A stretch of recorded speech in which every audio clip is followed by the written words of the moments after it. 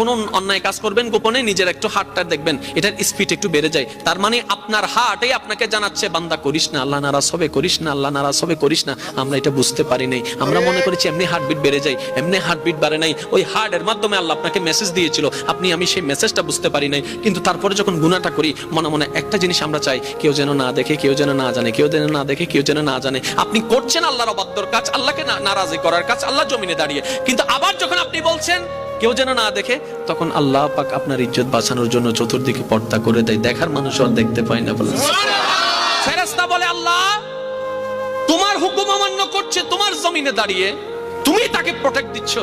রব্বে করিম বলে বান্দা তো আমার, বান্দা তো আমার, ভালো করুক আর মন্দ করুক বান্দাটা তো আমার।